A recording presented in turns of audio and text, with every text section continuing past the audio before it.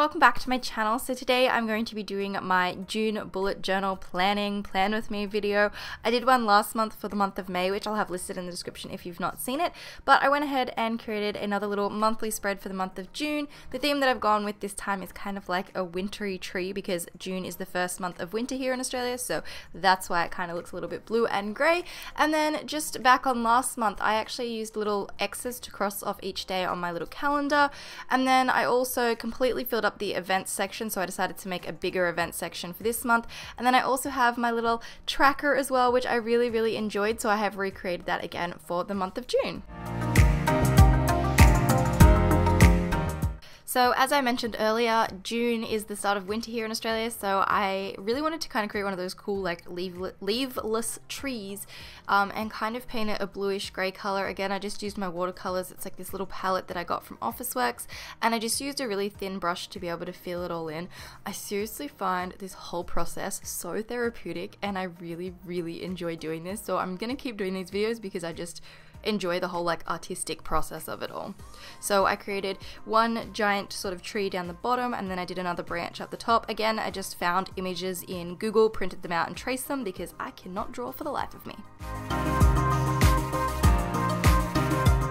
Then I just used my Copic marker in black with the super brush to write in the word June. So on the next page, I'm going to draw up my monthly spread. I'm going to start with the little calendar again. The reason I draw this little calendar is because if I need to quickly check what date a day is or what day a date is, I can, and I can see it all there, and it kind of gives me an idea of where I'm up to within the month and then getting on with everything. So I just label it Monday to Tuesday, and then I just put the numbers down in the bottom right hand corner, and I just make it a 3x3 little square across that part of my page.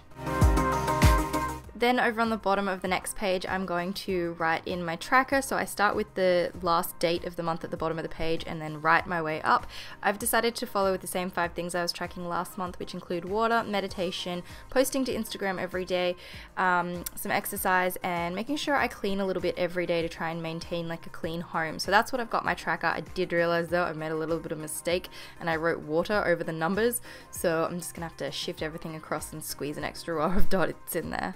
Next to that, I'm going to be creating an events and goals section again. With Fashion Week last month, I ended up realizing I had not quite enough space to write in all of my events, and I like writing all my events in because it just gives me a chance to be able to see everything that I'm doing that month kind of collectively and in one spot on one page. And then I did put a little goals section down the bottom as well because I kind of like a little reminder of what goals I'm working towards for the month. Then underneath my calendar, I'm going to put a little divider straight down the middle like last time, and again, one section is going to be for bills, and the other one is actually going to be video ideas this time. I like the bills because it gives me a chance to keep track of how much everything's costing and whether I've paid it or not, and I like the video ideas because I always have these new ideas that I just kind of need to jot down really quickly, and it's nice to have them right here, and then that way I can work on them for the month of June. Then I'm going to go back and be a little bit more creative. I'm going to add a bit of decoration and do some more of the sort of tree branches and a little tree as well. So I'm going to do one branch up the top next to the word June, which is kind of the same placement as how I did last month. Then I'm going to do a little tree down in the bottom left, and then I'm going to do another branch at the bottom of the events section, and I'm going to use my watercolors to fill those in as well. And then for each day's to-do list, while I was away with Rachel, she convinced me to switch it to like a vertical layout because then I can write way more to-do list things to do. So I just did that, and I put like a little June 1st, June 2nd, June 3rd, and June 4th across the top.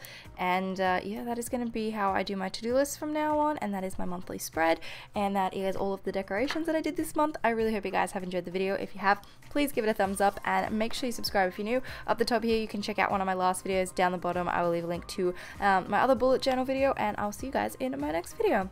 Bye!